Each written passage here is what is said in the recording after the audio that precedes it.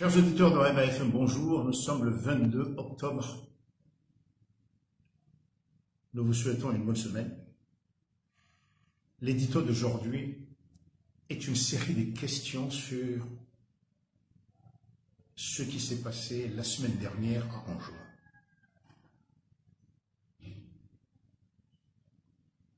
Nous avons appris hier que le gouverneur élu de l'île, le docteur Salami, est en résidence surveillée.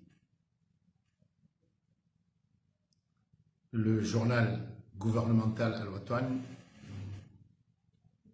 parle d'un homme qui s'est rendu, qui est chez lui, et d'arrestation. Que s'est-il passé en Anjouan réellement? Les premiers jours, on nous a parlé d'une insurrection de rebelles en nombre, cagoulés, pendant 2-3 jours, 4 jours même, on a entendu des bruits d'armes toute la journée. Première question, où sont les douilles des armes? Les IASI. Dans un pays où on ne se contente pas de dire de la parole des gens, il y aurait peut-être des groupes qui prendraient les vidéos authentiques, les bandes sonores audio, pour essayer ne serait-ce que de compter combien de tarades, de balles ont été tirées à un moment donné. On arriverait à des centaines, peut-être des milliers. Où sont-elles? Où sont ces balles?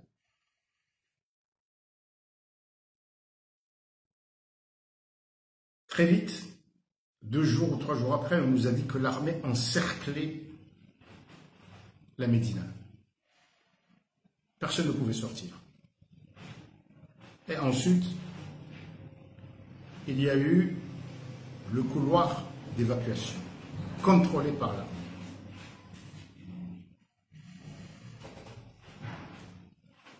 Où sont les rebelles? Où sont-ils? Combien? On nous parle de 3 fusils. Quel type de fusil? Des fusils où on tire boum pour recharger, tirer boum et aller passer une demi-heure pour chercher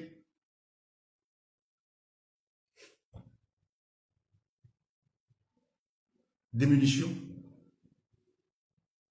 des kalachnikovs, quoi? Où sont ces armes dont on a entendu des bruits épouvantables? Les mamans, les enfants ne simulaient pas leur peur. Il y avait bien un bruit d'armes. Alors, aujourd'hui, nous nous retrouvons donc avec le gouverneur de l'île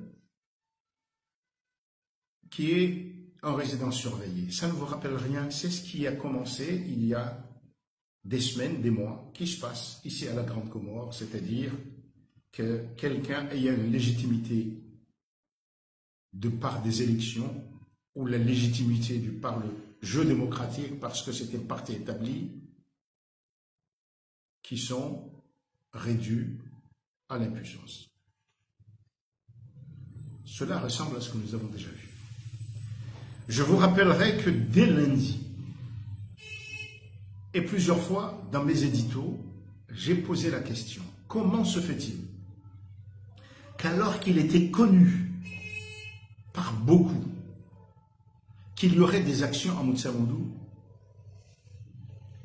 la ville, le centre-ville a pu être occupé ainsi? Comment?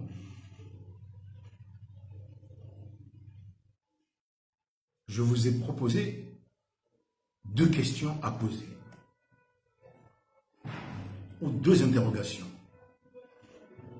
Est-ce que c'est le gouvernement qui faisait ça, comme le disaient déjà certains? Est-ce que le gouvernement était au courant, mais a laissé faire parce que cela allait lui donner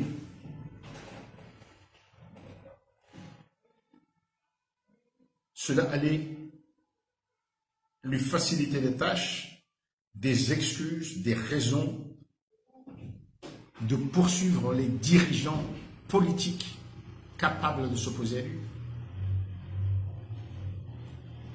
Ce sont des interrogations. Et je vous ai fait part de ces interrogations pendant plusieurs fois dans la semaine.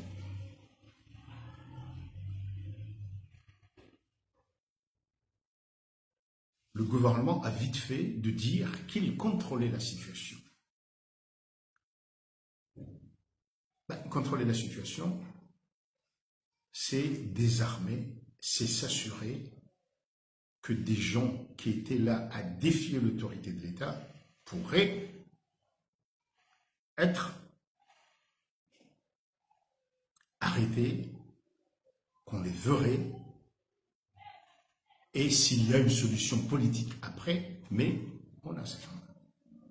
Or, on est dans le noir le plus total. On ne sait pas ce qui s'est passé. Deux morts dans un pays comme les Comores. Je reviens toujours, 2 morts aux Comores, c'est plus d'une 150aine de morts quand on fait le rapport à la population en France, 130 en Tanzanie. Ça n'est pas peu. Et en tout cas, c'est inacceptable que des citoyens comoriens meurent dans de telles situations. Mais on n'en parle déjà plus de ces morts-là. Regardez à l'automne d'aujourd'hui. Aucune enquête. Personne ne dit quoi que ce soit. Quel type de balle, quel type d'arme. D'où on a tiré, de quel angle, rien. L'actualité est sur le docteur Salami. Parce que c'est à lui qu'on voulait. Est-ce que c'était lui la cible, déjà? Je pense à une chose, un déséquilibre très important dans notre démocratie naissante qui reçoit beaucoup de coups. Non seulement personne ne respecte quoi que ce soit, on aurait souhaité que puisque le gouvernement fait ce qu'il veut, que ses membres au moins respectent la forme. Ce devrait être peut-être au ministre de la Justice ou au procureur de la République générale qui dirait voilà, il s'est passé telle chose, mais peut-être pas, ou certainement pas le ministre de l'Intérieur qui dit on a arrêté un tel, demain le procureur va faire telle chose. Et cela, quand on ne s'en inquiète pas, on devient complice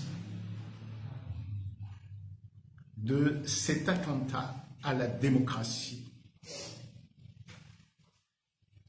Je dirais que le rôle de petites radios, de petits journaux, ce n'est pas de faire d'établir qui est mieux. Nous n'avons aucun indice pour dire que ceux qui s'opposent à Azali seraient mieux que lui. Nous devons dire pourtant que l'opposition a un rôle d'éducateur à jouer. Or, les vraies questions, certes, l'opposition dit que les condamnés doivent être libérés, mais en même temps,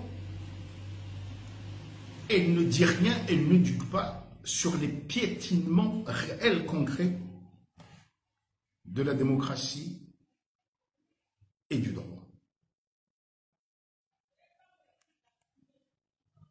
Il me semble que les leaders politiques ont plus ou moins intégré le fait qu'il y aura des élections.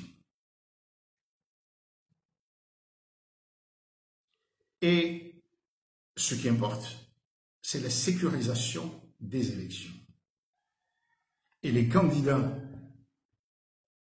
qui seraient grands comme rien attendaient que le docteur Salami ou l'opposition en jouant s'assure que M. Azali, qu'on considère comme très impopulaire, ne pourra pas faire ce qu'il veut avec ces élections-là. Et on attendait. Et voilà, aujourd'hui, le docteur Salami est complètement neutralisé. Alors, messieurs de l'opposition, que faites-vous? Que dites-vous? Petit à petit, les têtes tombent.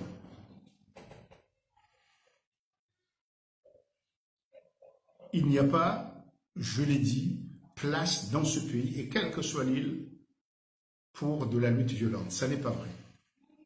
Ce n'est pas parce que l'armée est là, non. C'est parce que ni l'armée, ni les citoyens ne sommes éduqués à ça. Les blablas de ceux, les sacrifices et tout ça, c'est du blabla. Par contre, il y a des formes de lutte démocratique, non violente, qui demanderaient à ce que ces organisations-là fédèrent, expliquent à une population qui est très incrédule et qui croit de moins en moins aux politiques. Pourquoi s'unir? Pourquoi agir? Pourquoi intégrer le fait qu'on est faible, qu'on n'a pas d'armes et que donc on s'assoit par terre ou on ne fait rien? Ça s'appelle de la lutte non violente, citoyenne. Mais cela demande de croire à l'autre, de croire à soi et de croire à ses valeurs. Il faudra